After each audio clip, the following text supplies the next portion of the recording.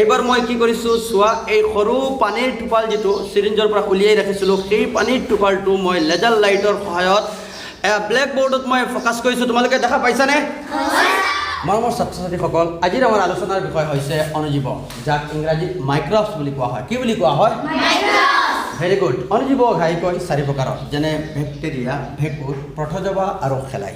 এই অণুজীৱবোৰৰ ভিতৰত কিছুমান আছে উপকাৰী অণুজীৱ আৰু আন কিছুমান আছে অপকাৰী অণুজীৱ। উপকাৰী অণুজীৱবোৰে মানুহক সহায় কৰে, মানুহক বিভিন্ন ব্যৱসায়ৰ ক্ষেত্ৰত বা অন্য ক্ষেত্ৰত মানুহক সহায় কৰে। যেনে লেক্টোবেচিলাছ নামৰ এবিধ অণুজীৱই গাখীৰক দৈ বনোৱাত সহায় কৰে। আৰু অপকাৰী যিবোৰ অণুজীৱ, সেইবোৰে মানুহৰ বিভিন্ন ধৰণৰ বেমাৰ সৃষ্টি কৰে, ৰোগ সৃষ্টি কৰে। এই অণুজীৱবোৰ ইমানেই ক্ষুদ্ৰ আমি খালী চকুৰে ঠাৱৰ কৰিব নোৱাৰোঁ, খালী চকুৰে মনিব নোৱাৰোঁ। কিন্তু এই অণুজীৱবোৰ পৃথিৱীৰ যিকোনো স্থানত থাকিব পাৰে। একেবাৰে অতি শীতল ঠাইৰ পৰা আৰম্ভ কৰি গৰম ঠাইলৈকে অণুজীৱবোৰ থাকিব পাৰে। আকাশৰ পৰা আৰম্ভ কৰি মাটিৰ তললৈকে এই অণুজীৱবোৰ থাকিব পাৰে। কিন্তু আমি খালী চকুৰে দেখা নাপাওঁ।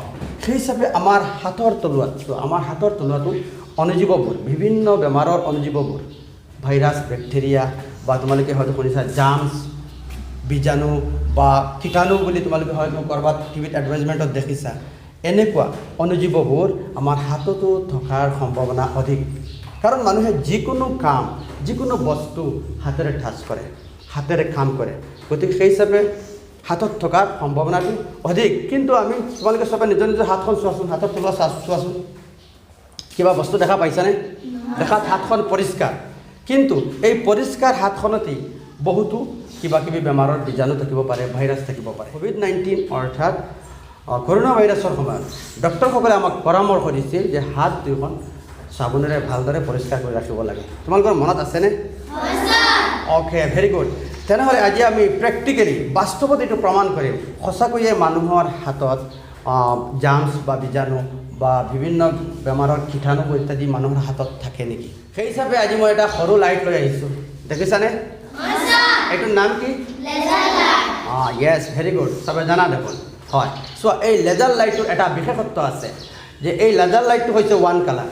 আৰু ওৱান কালাৰ হোৱাৰ কাৰণে এই ওৱান কালাৰটোৱে বাৰে বাৰে ৱেভ সৃষ্টি কৰে, মানে তৰংগ তেনেকুৱা ৱেভ সৃষ্টি কৰে, যাৰ ফলস্বৰূপে একেবাৰে সৰুৰ পৰা সৰু বস্তু আমি এই লেজাৰ লাইটটোৰ দ্বাৰা পৰ্যবেক্ষণ কৰিব পাৰোঁ। কেৱল এইখিনিয়েই নহয়, এই লেজাৰ লাইটটোৰ দ্বাৰা আজিকালি পৰমাণুৰ ভিতৰত থকা ইলেক্ট্ৰনসমূহৰ গতিবিধিও পৰ্যবেক্ষণ কৰাটো সম্ভৱ হৈ পৰিছে। এই বিষয়ে তোমালোকে আগলৈ গ'লে ডিটেইলছ পাবা। আজি কিন্তু আমি পৰীক্ষা কৰি চাম এই লেজাৰ লাইটটোৰ দ্বাৰা, যিহেতু আমাৰ হাতত অণুবীক্ষণ যন্ত্ৰ নাই, গতিকে এই লেজাৰ লাইটটোৰ দ্বাৰা পৰীক্ষা কৰি চাম সঁচাকৈয়ে আমাৰ হাতত বা মানুহৰ হাতত অণুজীৱ থাকে নেকি, বা বিভিন্ন বেমাৰৰ জাৰ্মছ বা কীটাণু ইত্যাদি থাকে নেকি। সেই হিচাপে দুজন ওলাই আহাচোন, আৰু তুমি আহাচোন। আৰু চোৱা, এখন কাঁহী আছে, আৰু এয়া আছে মোৰ হাতত, চোৱা, এবটল পানী, খোৱা পানী, একেবাৰে বিশুদ্ধ পানী, কোনো ধৰণৰ এই পানীত বীজাণু নাই। চোৱা, মই খাব পাৰোঁ এইখিনি খোৱা পানী, দেখিছা? খোৱা পানী, কোনো বীজাণু আছে নেকি ইয়াত? কীটাণু চিটাণু কিবা আছে নেকি? একো নাই। এইবাৰ তুমি প্ৰথমে হাত ধোৱাচোন, ভালদৰে দুয়োখন হাত মোহাৰি দিবা ইয়াত, আৰু পানীখিনি তলত পেলাই দিবা। গহি দিয়া। Okay, thank you. এইবাৰ তুমি আহাচোন, তোমাৰ দুয়োখন হাত দিয়াচোন, আৰু ভালদৰে তুমি দুয়োখন হাত ধুই পানী কাঁহীখনত পেলাই দিয়া। Okay, thank you. যোৱা, দুয়োজন যোৱা। আৰু চব মোৰ হাতত এটা আছে, কি চিৰিঞ্জ। এইবাৰ মই এই চিৰিঞ্জটোৰে অলপ এই হাত ধোৱা পানীখিনি অলপ চিৰিঞ্জটোত উঠাই লৈছোঁ। অ'কে, এইবাৰ এটোপাল পানী, চোৱা, এটোপাল পানী মই অলপ হেঁচা মাৰি চিৰিঞ্জটোৰ পৰা বাহিৰলৈ ওলাই লৈছোঁ। এইবাৰ এই দুয়োটা গ্লাছৰ সহায়ত, চোৱা, মই চিৰিঞ্জটো ইয়াত লাহেকৈ ছেট কৰিবলৈ চেষ্টা কৰিছোঁ, আৰু এটোপাল পানী লাহেকৈ ওলাই লৈছোঁ। একেবাৰে চব দৰ্জা খিৰিকী লগাই দিয়াচোন, অলপ এণ্ডাৰ হ'লে আমাৰ দেখাত সুবিধা হ'ব।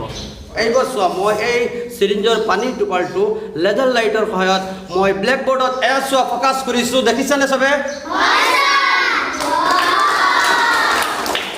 এই ফ'কাছটোত সৰু ডাঙৰ বহুতো কিবা কিবি বস্তুৱে লৰচৰ কৰি থকা বা ঘূৰি থকা দেখিছানে নাই?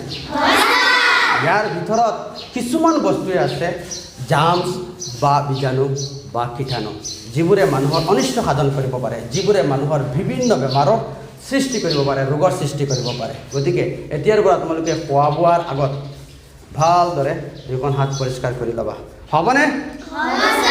অ'কে, আজিলৈ ইমানখিনি আছিল। Have a nice day.